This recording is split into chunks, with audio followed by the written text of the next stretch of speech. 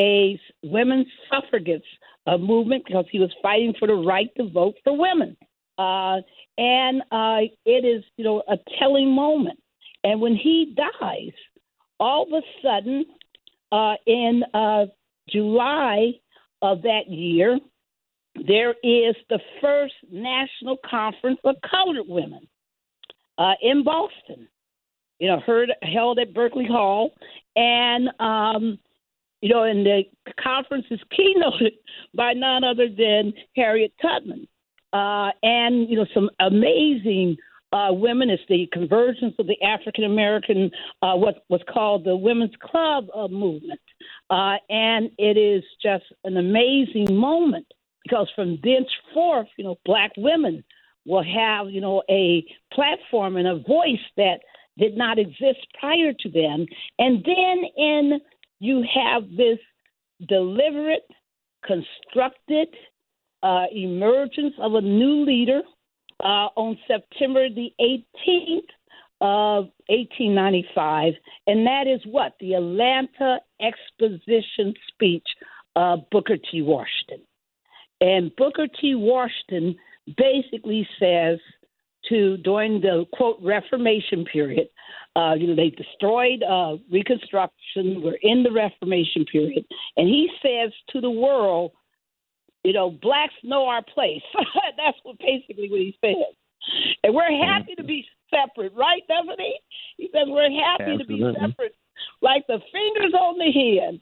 We're happy to be separate.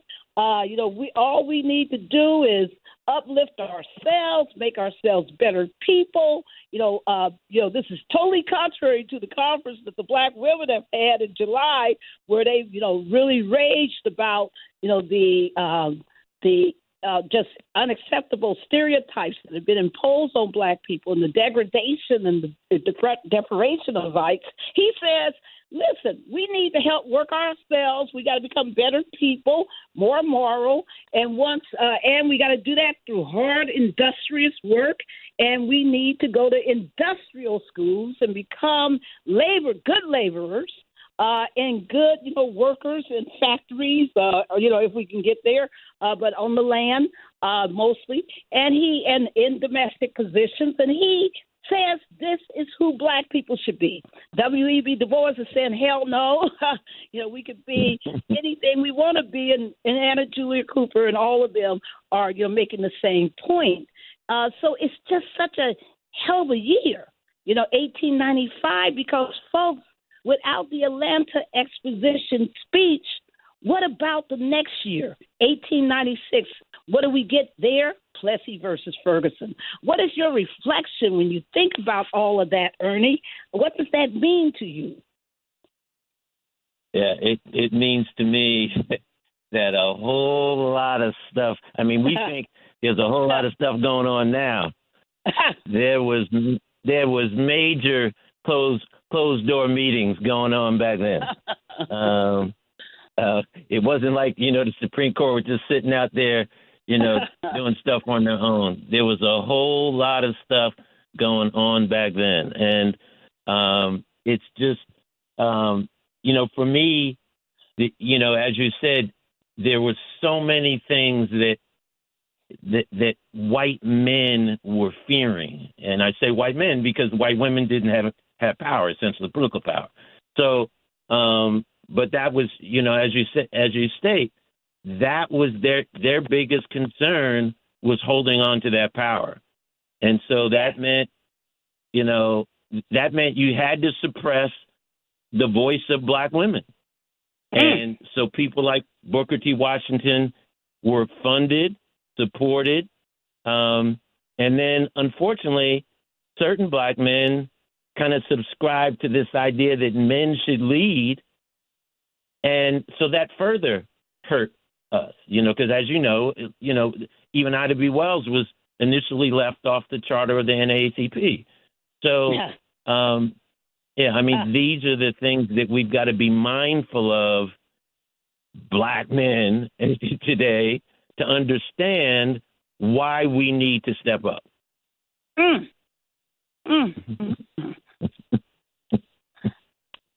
And as we go through some of the closing segments of this show, Tiffany, I always go, I guess I'm just in amazement when I start thinking about this Africa town and all that was going on within it.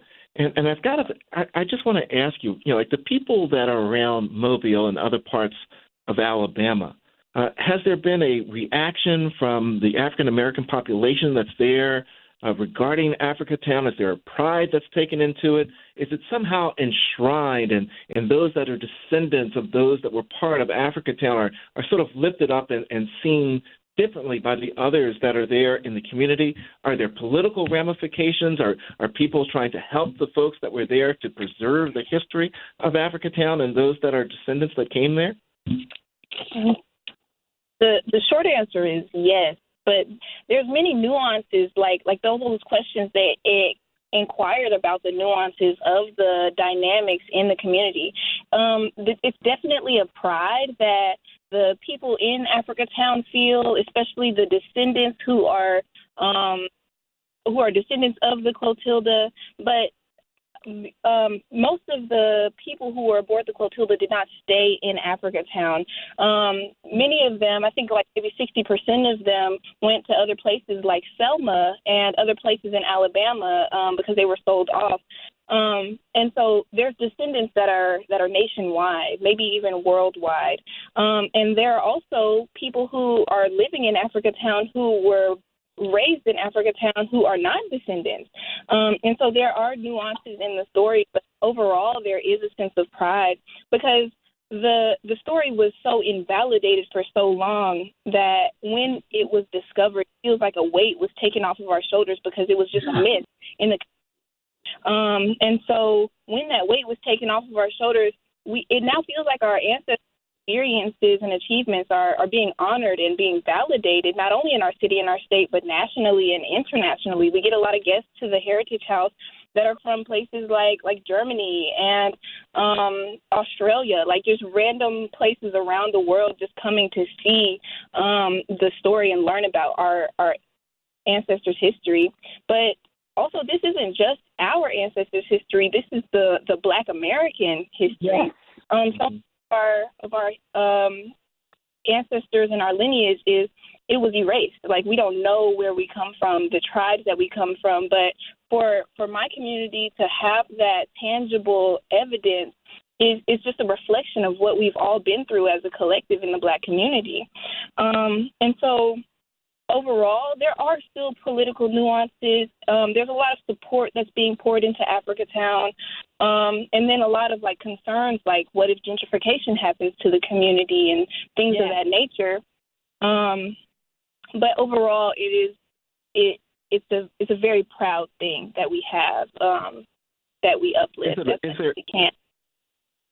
Yeah, is there? It would seem to me, and Professor, I think you may want to weigh in as well on this. It would seem to me that when you have a location with the richness of history of Africa Town, that it would be mandatory that the public schools that are there surrounding that territory, that area, that ground, that it would be mandatory that they go there to learn the history of the state, of that area, of that experience. And I'm just wondering, as you were growing up, we know that in Tulsa, Oklahoma, they never learned about the Tulsa Massacre, people that lived there. As you were growing up, was it integrated into the education system of the students that were there in the Mobile area? That's for Tiffany. Right now. Yeah. Yes, Tiffany? Yes, so there are schools and educators and leaders who are pushing for youth to be educated about the community, but there are still pushbacks. We are in Alabama. We do have banned books and the threat of critical race theory, people who are anti-critical race theory.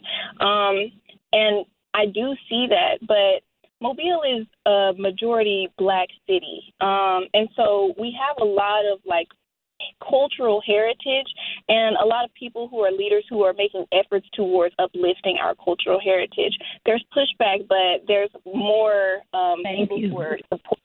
Thank you. Trying and, to. And Tiffany, quickly, tell people, how do they get in touch with you? Yeah, so you can find me on Facebook or Instagram at my name, Tiffany, Tiffany, Pogue, Pogue.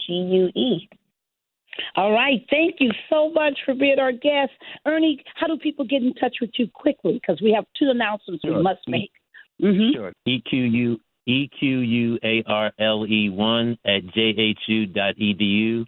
And I just want to quickly, a book, The Sisterhood, How a Network of Black Women Writers Changed American Culture. Critical book for folks to get hold of.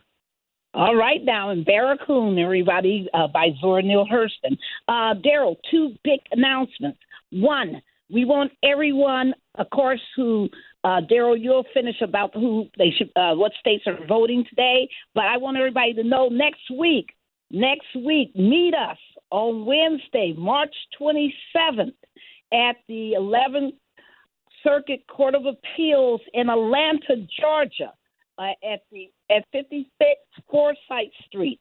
Meet us in Atlanta, because that is where we will be having a prayer vigil and rally for the Ahmaud Arbery family, for Marcus Arbery, for all of the family, to before the hearing of the murderers of Ahmaud, who are trying to get their hate crime convictions overturned. So we want to be there, say 100% justice for Ahmaud. Right, Daryl?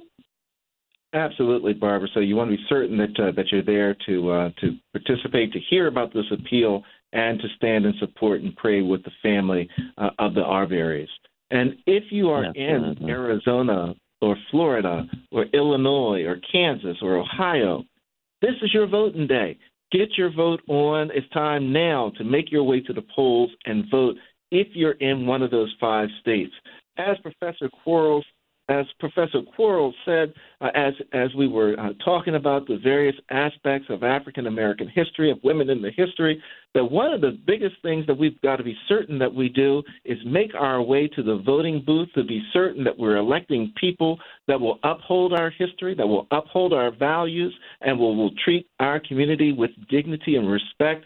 Much appreciation to Professor Ernest Quarles for being with us here today. Much respect and love as well for Tiffany Pogue, who was here with us today. Folks, be certain to get a copy of that Barracoon so you can find out about the history of Africatown until next Tuesday. And next Tuesday we will be broadcasting live from Oklahoma City, where there will be a hearing by the Oklahoma Supreme Court on the Tulsa massacre case. So be sure to listen next week. Go ahead, Daryl. Off the sidewalks, into the streets. Meet us there in Tulsa, folks. Peace, everybody. The preceding program was paid for by Barbara Arnwine. Donors choose. Support a classroom. Build a future. Did you know that every year, public school teachers spend nearly $500 of their own money for student supplies? Let's do the math. That comes out to over $1.2 billion a year. And that's just not right. At Donors Choose, we want students and teachers to have the tools they need for a great education. And now, more than ever, they need your help. Here's what you can do. Go to DonorsChoose.org and choose from teachers' requests that support reading, math, science, history, and more. Once a request is funded, we'll take care of shipping everything directly to the teacher. It's that easy.